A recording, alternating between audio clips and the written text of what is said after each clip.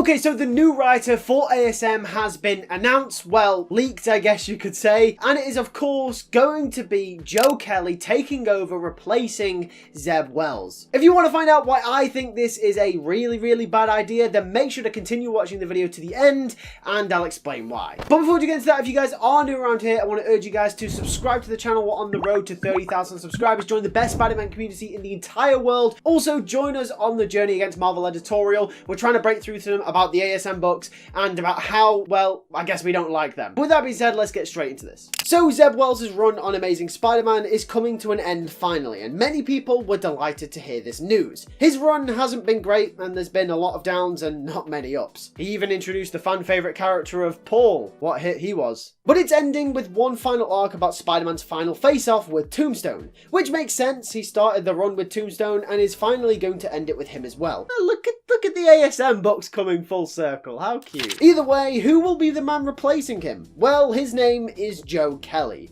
Now, if you're not aware of who Joe Kelly is or his writing credits in the past, let's take a look. Joe Kelly actually has a pretty good track record. He's written a lot of Deadpool and Wolverine. In fact, he's touted as writing one of the best Deadpool runs in the entire history of the character. He's also written for Ben 10 Prime, including the original series to Omniverse, so that pretty much includes every single Ben 10 series other than the reboot, and he's also written a few Justice League things in the past before. So it's fair to say that this guy kind of knows what he's doing. Like, he's not a bad writer whatsoever, except when it comes to Spider-Man. It's like the only gap in his entire CV comes with Spider-Man. Now, most of the things that he has written over his years as a writer have been pretty good, if not even considered to be cult classics.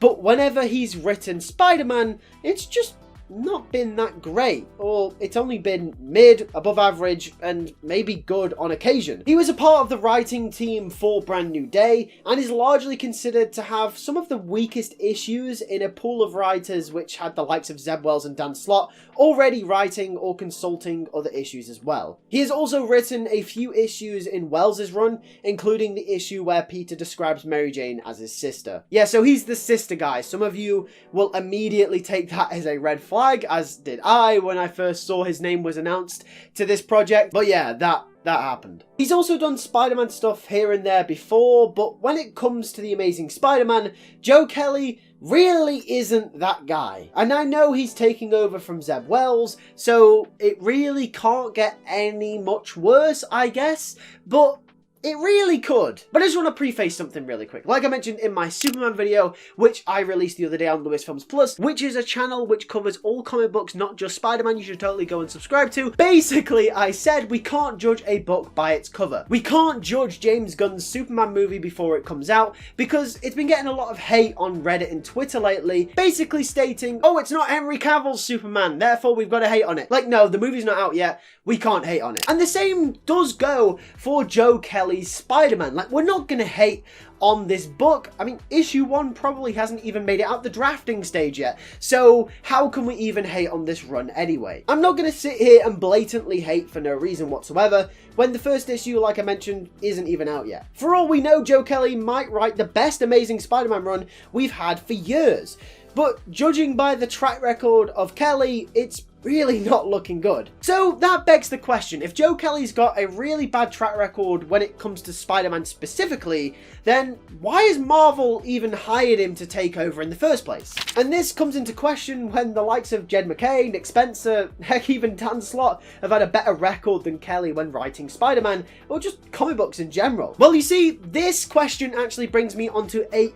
wider problem with Marvel editorial. Now, I just want to mention that these videos are usually just stick to covering the comic books and the writing within them. I don't try and get political or too behind the scenes when I criticize stuff, but I couldn't help myself here. I couldn't avoid it because this really needs calling out. And I swear I mean this in the nicest way possible, but I'm just being completely honest. Joe Kelly seems like a very forced choice from Marvel editorial to kind of follow the agenda of Nick Lowe's way of thinking about Spider-Man and Marvel in general. It really feels like Joe Kelly wasn't chosen based off quality, but was more chosen off his alignment with where he feels Spider-Man should be. We have to remember, Joe Kelly was a part of the Brand New Day run for Spider-Man, which was composed of writers to write stories for this character after One More Day, which essentially reset the character back to square one. He was a part of a writing team that was specifically brought in and designed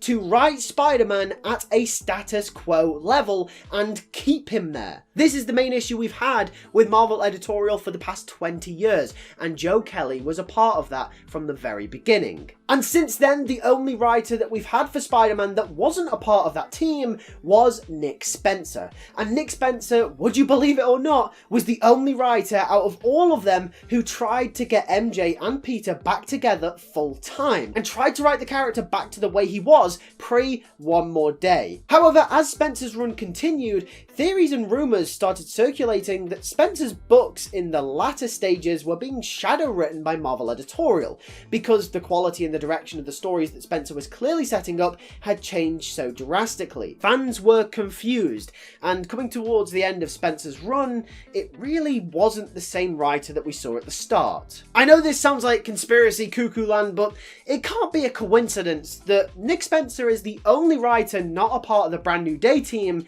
and then all of a sudden has all these theories and rumours that he isn't even writing his own series. Like, come on, it seems blatantly obvious in plain sight. Nick Spencer's run in the beginning was actually really good, and I think some of the best Spider-Man we've gotten in the modern media, but then it went really downhill really weirdly, like really quickly for no apparent reason, when it seemed like Spencer was on for a winner. And then he was quickly replaced with Zeb Wells, and, well, here we are in modern day. Marvel only seems to be hiring writers who align with what they want from the character, and really don't seem to want a writer who can think for themselves and creatively come up with stories that are fresh and interesting. Rather, it seems like Marvel wants someone who acts more like a yes man than someone who will write their own story. Marvel wants someone that will write a story to a very bare minimum quality of what Marvel editorial thinks Spider-Man should be. And I know this is an obvious point, and this is what we've been thinking about for years, but I think after the replacement of Zeb Wells with Joe Kelly, I think this becomes all the more obvious. But when it comes to Marvel hiring writers who feel like yes men, I think some of the writers that have been hired over the last 20 years or so are more skilled at masking this than others. Like, for example, it's clear that this problem was present with Dan Slott in hindsight, but when Dan Slott's run was going on, it really wasn't that obvious and didn't become more clear until Dan Slott's run came to an end and Zeb Wells obviously took over from Nick Spencer. Wells' run on Spider-Man made it blatantly obvious that Marvel editorial were interfering, whereas with Dan Slott, it didn't really seem as prominent at the time. I guess what I'm trying to say is that it just seems really off that they're hiring Joe Kelly to write Amazing Spider-Man, given his track record with the character, even though he's an amazing writer and he's wrote amazing things in the past. Like, there are so many other writers out there, talented writers who could give this character amazing stories and progress him forward, but they seem to be ignoring all of them. I think the likes of Jed MacKay, who has just gotten the Moon Knight job, for example. Writers like these who definitely deserve a shot at Spider-Man. Either way, that's why I wouldn't be surprised if Joe Kelly's run really sucks, because it kind of just seems like another Marvel editorial insert and another way for Marvel editorial to get their way with The Amazing Spider-Man. And just to be clear, it isn't because Joe Kelly is a bad writer, it's because of the interference of Marvel editorial. And given the nature of how Zeb Wells' run turned out, this seems like it's probably just going to be more of the same from what we've gotten before. Either way, if you want to see who I would like to see write Amazing Spider-Man, here you can watch my video on it. Make sure to subscribe to the channel, let's push for 30,000 subscribers. Also, thank you everyone for supporting the channel if you are a member. If you're not a member, but you love my content and you want to support the channel, click the join button down below for as little as 99 pence a month. And I'll see you guys in the next one. Take care and peace.